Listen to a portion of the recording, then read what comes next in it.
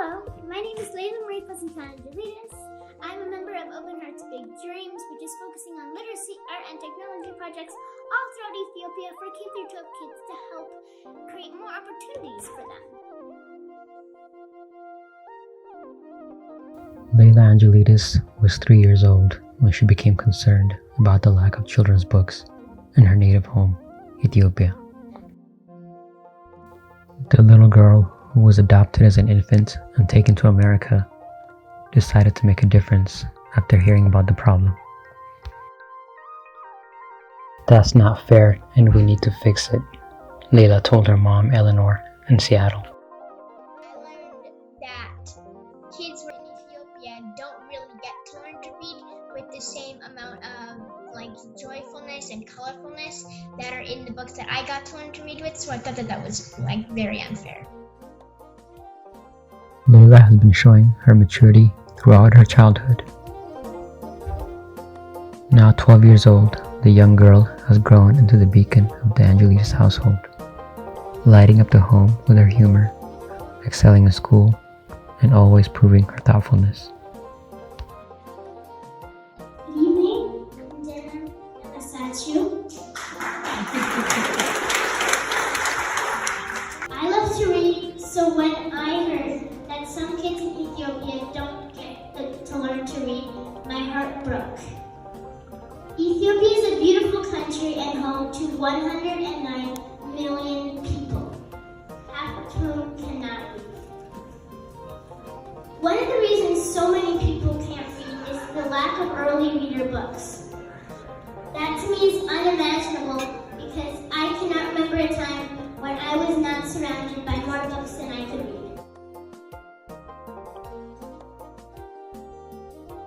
By expressing her concerns about the lack of children's books in Ethiopia, Layla inspired her family's Open Hearts Big Dreams initiative, which strives to improve literacy in the country.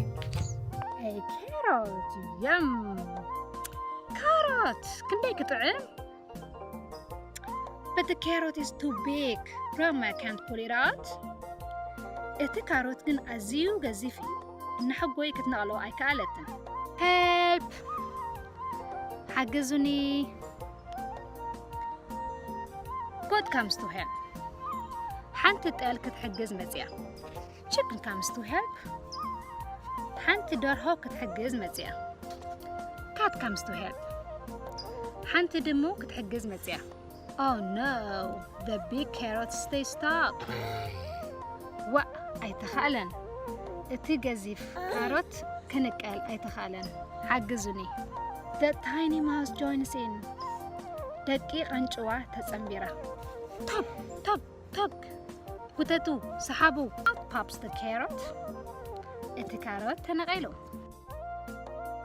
We started doing literacy work in Ethiopia, building libraries, starting with her hometown of BAHIR, and really trying to build an authentic connection with the Ethiopian community, both here in the US and in Ethiopia, by contributing.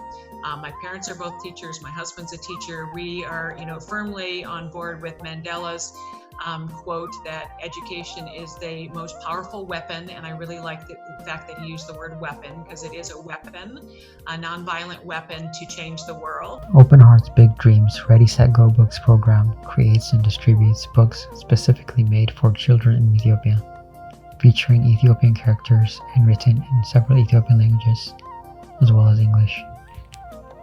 Collaborating with several other organizations, such as Ethiopia Reads, Open Hearts Big Dreams started to make an impact in the country.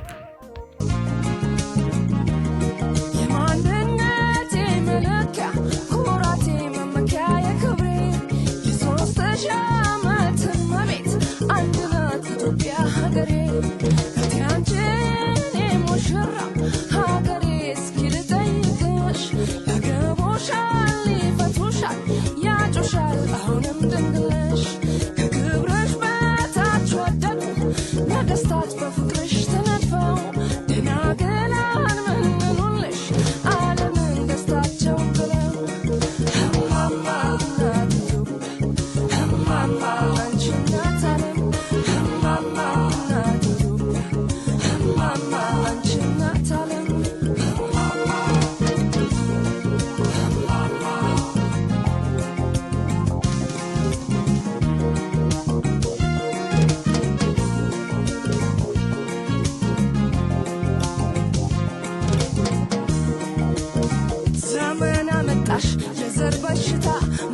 ቆይታ አለው የማታ ማታ ሀገር በወገን እንዴት ይረታ ፍቅር በነገር እንዴት ይፈታ ዘር ሳይለያየን ወይ ሃይማኖት ከጥንት በፍቅር የኖርንባት እናት ኢትዮጵያ ውዴት ውዴቷ በጎጆ ያልቅም ሙሽርነቷ I was born in the US, but my parents were not. So I feel like I have that child of immigrant stories. My dad is Dutch, but he grew up in Indonesia and the Netherlands and Australia. So he has a very interesting background. My mother is also Dutch and grew up in the Netherlands. So they immigrated as adults to get an education, kind of a familiar story if you're from an immigrant family.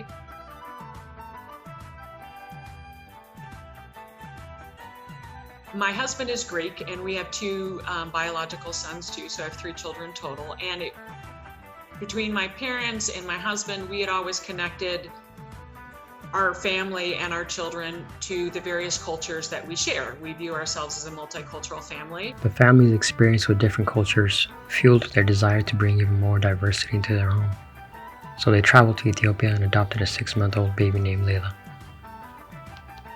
At the base of it, we wanted to grow our family, and we wanted to give a child who needed a family. I have my own very personal feelings about some of the motivations that people put out there for why you bring a child into your family. But for us, it was truly, I had a sense in particular that there was another child that was supposed to join our family, and that she was somewhere out in the world. So then we looked at, there's just the mechanics of an adoption process, particularly international. Because we are multicultural, we are very interested in, other cultures and other countries. Considering the similarities between the Greek and Ethiopian traditions, the Angelidis family naturally incorporated Layla's culture into their home. The first time we went to Ethiopia, my husband and I both said, this feels comfortable. This feels like we've almost been here. It's almost like visiting a cousin, right? They aren't quite familiar to you, that you haven't met before, but you have that sense of that connection. And I think partly it's because they're 2 ancient cultures. Partly it's they have the roots in the Orthodox Christian. And the fact that if you look at like on a map, they're not very far apart, like East Africa and, Eastern Europe, and in particularly the Mediterranean, right? I mean, there's a lot of connectivity there. The Open Hearts Big Dreams project has played a key role in bringing the Angelidis family closer to the Ethiopian diaspora. This is not something we're doing sort of in a vacuum. It very much is a connector on a personal level.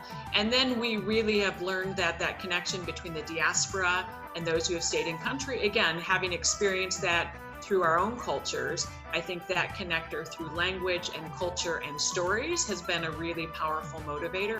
Despite their effort to fill some of the void that comes with adoption, the Angelidis family understands that Layla may still feel the effects of being separated from her native culture and language.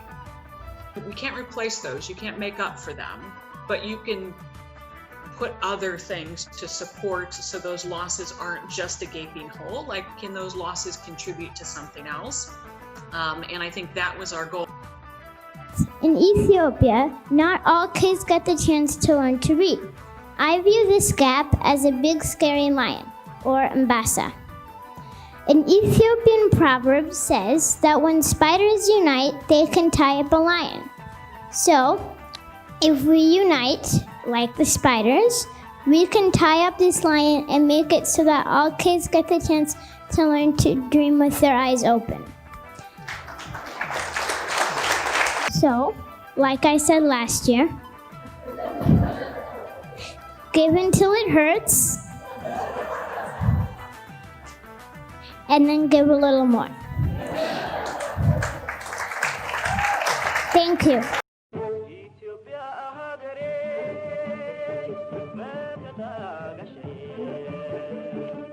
I definitely felt like I was able to become more connected and understand my connection to Ethiopia, whereas where I had gone before, I hadn't really understood the complexity of Ethiopia and how amazing it was that I got to go back 3 times.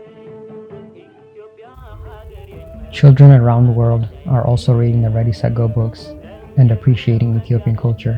ነው በርበሬ ይሆናል። እዚህ ጋር ደግሞ ጣፋጭ ነው ማለት ነው። ለቀለምም በርበሬ እና ዘይት እናዘጋጃለን። ከበዝ በርበሬ ዘይት በርበሬውንና ዘይቱን እንደባልቃለን። Open Art's Big Dreams has contributed nearly 100 unique titles to Ethiopian children's literature so far. The project is made possible with the leadership of author Jane Kurtz, who writes many of the easy-to-read books. Several other contributors also volunteered their writing abilities, artistic talents, and various skills to make the project a success. We didn't have a big budget, so we needed volunteer writers, volunteer illustrators, volunteer translators, which is asking a lot, right? Like, Daniel Getahun, would you let us use all your art for free, right? Or will you create brand new art for us for free? But the amazing part is people did, right? People stepped up, and we find this project like a beautiful microcosm of what needs to happen in the world. This is one of our newest ones, and these beautiful watercolors, which you will see in a lot of our books, are created by senior citizens who are taking art classes as a last chapter in their lives, and they create this wonderful art. And what they do is they study photographs, because I think without exception, no one has ever been to Ethiopia. But this is now giving their life purpose. And we've heard from a number of them how magical this project is for them, because they get to learn something brand new and contribute. And the thought that their art is now going to delight a child sitting in a school or a library halfway around the world is so fulfilling. Although some of the authors are not Ethiopian, they still have to make sure they understand the culture and reflect the customs in the stories. The authors get feedback from Ethiopians around the world to make sure a realistic Ethiopian lifestyle is depicted in the books. We work in the countryside. We work in the city. Some work can go with us wherever we go. Sometimes we work hard to get to school. We work hard in school too. Work never lasts forever. We work, but we also play. We stop our work and take time to pray. Work is wonderful, and rest from work is wonderful too.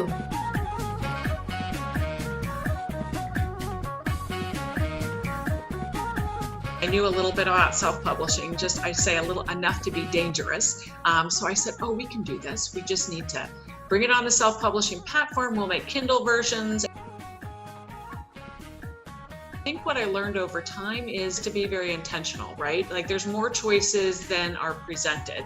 You can create your own path. You can create your own choice. So I think when I started, I looked at the ways you could be successful and chose within what I knew. But as I moved through my career, I realized there's a whole set of choices that aren't presented and a whole nother set of choices that you can create. And if you put those two together, essentially you can build your own adventure and the life that you want, as opposed to following some formula that was created that doesn't seem to fit you. Eleanor's open-minded approach sparked her desire to make a difference in the world, and her willingness to see life from different perspectives, which ultimately strengthened her bond with Layla as they contributed together. And for me, going through the process together allows me to see what does it look like from different perspectives, because when I go to Ethiopia, I'm the person who gets the skin touched and the hair touched and the all the sort of not unwanted, but not sought out attention, which I know my daughter experiences when we go certain places in the US. We wanted her to have memories of Ethiopia woven in. So she went back at 3, she went back at 6, and then things got a little complicated in Ethiopia for a while. So we had meant to travel, but we needed things to settle down a bit. And so that was why there was a gap between, 6 and 11. And then our plan is to go back again, barring COVID or others, next year again, and try and go back every 2 to 3 years. We went back this summer We had lots of things like kids and teachers and lots of things. And I made a friend like the little girl you just saw in the video. We read books together and I got to go to her house. And I was going to ask you if you could help the kids that don't get to go to school. Thank you very much.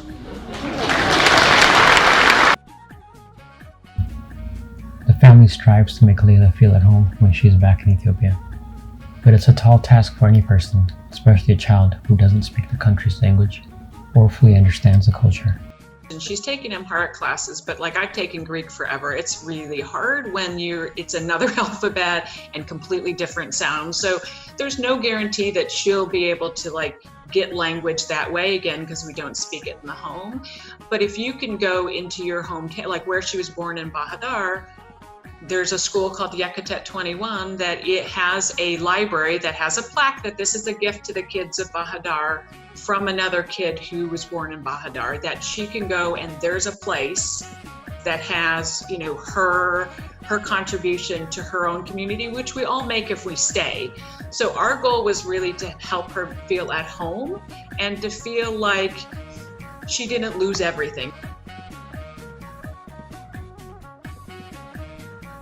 Yeah, because there was an interesting example when she was around 6 and we were visiting one of our projects and they got out crayons, right? And like you can just, every kid in the classroom, because it was, you know, outside of Addis in a rural school, was given one crayon. And the kids, you could tell that was a privilege. They got one crayon, right? They gave the bowl to Layla, who was 6, and she just colored with it, like, because it was normal for her to get a bowl of crayons, right? And I think like what her brothers and I and her dad registered is like, wow, she doesn't even see that, because again, she was just playing and she created stuff, and then they collected all the crayons, right? Which you don't even do in the US, like just throw them back in the bucket because there's so many of them, and if they get broken, you'll get another one. But like, it occurred to me in that moment that she had not yet registered that her experience was very different, because for her, it's like, these were kids in a school and we got crayons and we're playing, which was a really beautiful, natural thing. It's painful. It's painful for me to watch the inequities in the world where, you know, a child growing up in the US has these opportunities and a child growing up in rural Ethiopia through no fault of their own or no fault has these opportunities. There's a lot of inequities and opportunities, and a lot of kids don't get the same chances that we take for granted. And that was a big motivator for us, at least, that how do we equalize that opportunity? We may not be able to get the whole way, but we need to work on it, right? Because it shouldn't matter where in the world you're born.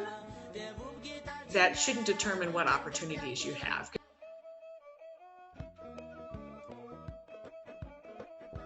The literacy rate in Ethiopia remains stubbornly low, like in the 50s, and worst for women and girls. I think the good news is there's starting to be more of a publishing and a writing and a reading culture in Ethiopia. It's growing, but it's not at the rate like Layla talked about. Like, you're not going to go and find hundreds and hundreds of children's books, right? Especially early readers. It's really hard to imagine never learning to read. I think it's even more hard to imagine learning to read without holding a book. But that's true for many kids in the world, and that's why we're here today. So, I want to take you back to last year. Last year, it was December 2017. We just lost my dad, and my mom got cancer. It was a really hard year for the family. But coming together and doing something for kids is very healing. And we have really good news. My mom's doing great. Thank you. And my dad, who was an avid, lifelong reader, including reading to his grandkids, I'm sure is really proud of her and of the efforts here today. It's called the divine discontent. I'm never happy. because I want to know how could we go faster? How could we do more? We know there's 4 million first graders. So we're on track to publish another and distribute another 100,000, which we give to schools and libraries there. But that's not enough, right? And we've done 5 languages in country, including Timbarsa, Sidama, Ditsen, so some of the smaller languages, but we know there's many, many more. So how do we get mother tongue languages? We have all the books now, but how do we hit the 4 million number, and how do we keep going deeper on the languages? Next for our big languages, Somali. So that's the one we're going to tackle next. Cheetahs run, they hunt, they chase. አቦ ሸማኔዎች ይሮጣሉ ያድናሉ ይበራሉ Cheetahs eat what they can catch. አቦ ሸማኔዎች የያዙትን ሁሉ ይበላሉ Giraffes stand tall as trees. ቀጭኔ ረዥም ዛፍ ጎትቶ ይበላል They lift their noses and they eat leaves. አገሲረ አፍንጫው ወደ ላይ ያሸተዋል አገሲረ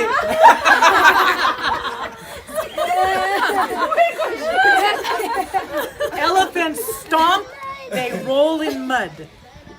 ዚሆን ቀስ እያለ እንዲህ እያለ ይራመዳል An elephant can push down a tree. ሀገ እንትን ዚሆን ትልቁን ዛፍ ግፍትር አድርጎ ይጥለዋል ወልቃማ Monkeys jump and swing. ዝንጀሮዎች ይዘላሉ ይጫወቱማል They chatter and call chi-chi, chi-chi. ያንሾካሾካሉ ይጠራሉ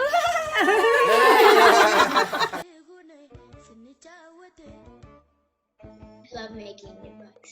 Yeah, we have one we did together. This one, Layla's now an author. This one is called Surprise on Lake Tana. You may have seen it. It's also illustrated by the amazing Yehunie, who's based in Bahadar. And we have 2 more books coming out with him and another 2 behind that. What we've found with Layla, she likes to write. And this is actually based on a story from our first trip back, where we got stuck on a small boat in the middle of Lake Tana. For no other reason than a small boat does not have enough gas to get to an island in the middle of Lake Tana, and there wasn't a lot of life vests, and let's just say it was a very different experience.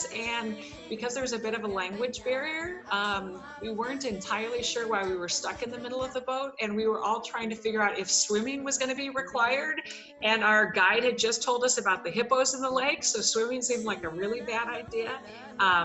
But that's been a fun way to capture. And another story that we have coming out is also based on one of our trips back and something funny we observed. Me and my best friend, her name is Noah. She isn't from Nigeria, and we thought that it would be a really cute idea to write a book about 2 friends who meet in a marketplace in Ethiopia. And the girl from Nigeria is visiting with her mother, and the girl from Ethiopia is working at the marketplace. So they both decide to try and find things that they can find in both Ethiopia and Nigeria. Yeah, the idea for that, because I told her mom about some of our stories, in some of the proverbs, and she said those are not Ethiopian proverbs. We have them in Nigeria too. Those are African proverbs. So it was interesting to see that our books have a reach beyond, Ethiopia. One of the stories, which takes place in West Africa, features a boy named Yaya. It's called Yaya Come Here, and the author-illustrator had visited West Africa and met this little boy, and basically it just talks about life in West Africa, right? Just everyday life, which would be a norm to someone living there, but very interesting to someone who's never been. And we translated it in part. That's one of our longer books. So someone took that book back to West Africa, and they found Yaya, who is now in his 20s, and they were able to show him, here's the book about you, right? And his mother, and it was an amazing experience. Telling the stories of Yaya and many other Africans, the Ready Set Go books provide the rare opportunity of Black children seeing themselves in books. No white people, unless they're there's a visitor somewhere, but and frankly, I think every kid should see themselves in books, right? And when we go to Ethiopia, I think one of the most exciting parts is people say exactly that. This is me. this is me, right? Like if somebody's cooking in the kitchen or the runaway injera, right? Like so they, you know, in Addis, this is Addis, or this is Lalibela, or this is Gandar. And that's exciting because even, you know, going to the library with my daughter, like how many books are there with white characters, right? Like plenty. How many books are there with brown characters? Some. How many books are there with black characters? Some, but nowhere near the same.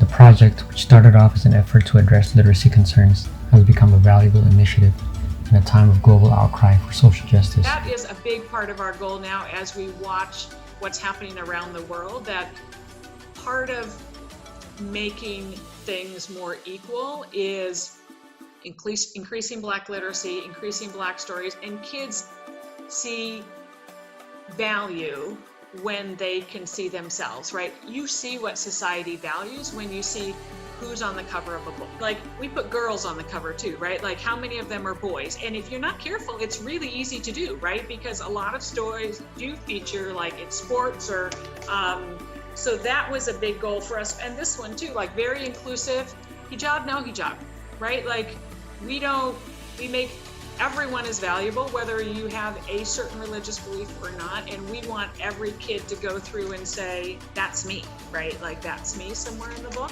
And this one's about Harar, which you may have guessed. And again, the story here is there's an adoptive mom whose child is from Harar, and she's also a fantastic artist. So this is a gift to her daughter of a book that features two little girls, you know, basically going around and finding yellow things. And in Harar, I've never been, but I've seen the incredible pictures. The colors are just amazing. So it kind of captures that in a book for those who don't get to go back. But I've had a lot of people who, you know, maybe Muslim or from Harar are like, that's my book, right? That book is for me. When I went to talk at universities, which I thought was interesting, they wanted me to talk at universities in Ethiopia. They wanted me to talk about many things, including, you know, gender equity, which was really interesting to me, that is such a universal challenge. Like every country in the world has not figured out the gender thing.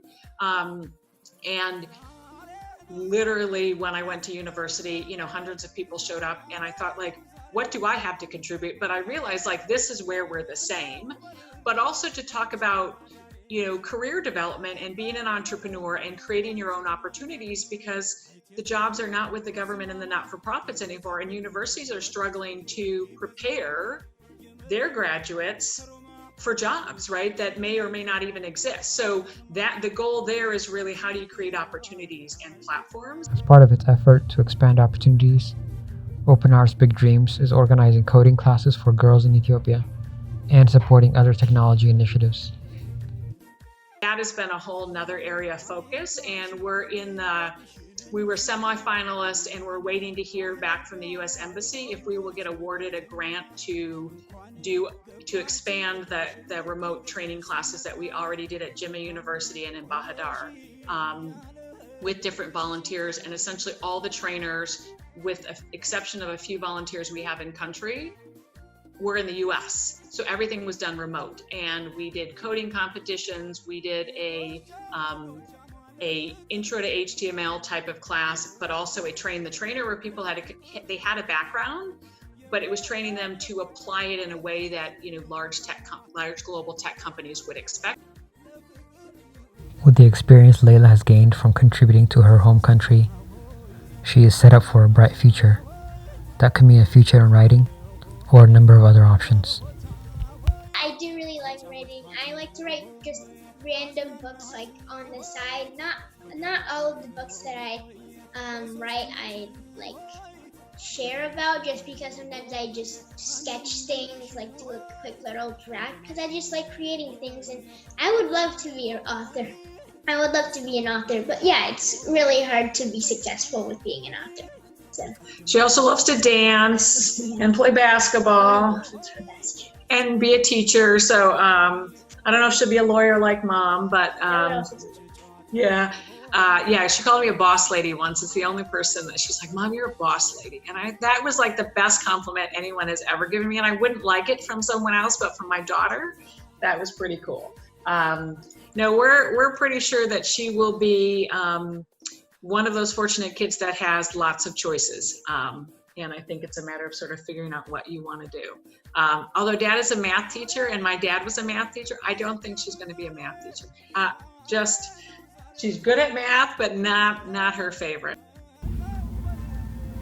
No matter what she chooses, the BAHIR girl has her family's support, not only from her parents, but also from her brothers. They're huge supporters of their little sister, because actually we were playing a Dutch game called Vertellus, which means tell us more.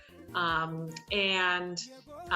all kind of poo-pooed this game because there's no winner or no loser, it's just sharing. But one thing her brother shared, which I thought was really sweet, was like that he was so proud of all the things that she'd done, and that those were things that he never could have done at his age. And he's very accomplished and confident. Like, he was our MC at a giant event when he was like 16, and he was like, I couldn't do what my sister did.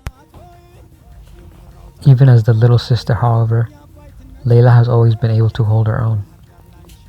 I tell a story which she laughs at. It's when she was too young to remember, but her older brother, who was probably 16 at the time, so she was 5, was just giving her a hard time. You know, brothers are supposed to give sisters a hard time. And she got up on like the kitchen stool so she could look him in the eye, because he was that much taller than her. And she said, "You are not mom, you are not the truth, and you are not the boss of me."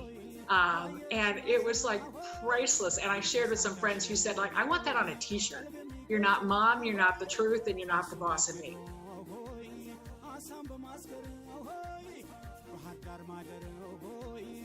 Everyone has the opportunity to have a huge impact from an individual, but you have to find a vehicle and a way to contribute. And again, it doesn't have to be big, right? Some of our volunteers do small things. Small things are incredibly valuable because it's like they add up, right? And some people have the capacity to do big things. That's wonderful. But some people have the capacity to give large money, but most of our money comes from very small donations, right? From lots and lots of people. So I also want to have people understand we're not unique. Anyone can do what we're doing if you have a passion for something and you want to give back, and you engage your community, whoever your community is, to say, let's do this together, and make sure that it's actually together, because I think that is part of the secret sauce. Is this is very much a project where we listen, we learn, we get it wrong sometimes, we're humble, and we want to do this as a community project rather than something that we say, look at me, this is what I did. Like, I'm very proud that this is something that was done, you know, as a very large community effort. We believed in 2 things. One, that the communities we belong to would step up and would help us, because we didn't have what it took to make this happen. And the second is we believed in the power of children's dreams. Children are the future. They have the right to dream big dreams. And some kids don't see the same opportunities, and we wanted to equalize that. And what we found is we were right on both counts. Look around. This is absolutely unbelievable. And it's so amazing to see communities from Amazon to basketball communities, to the Ethiopian community, to folks interested in literacy, to the Ethiopia Reads community come together to do something for kids.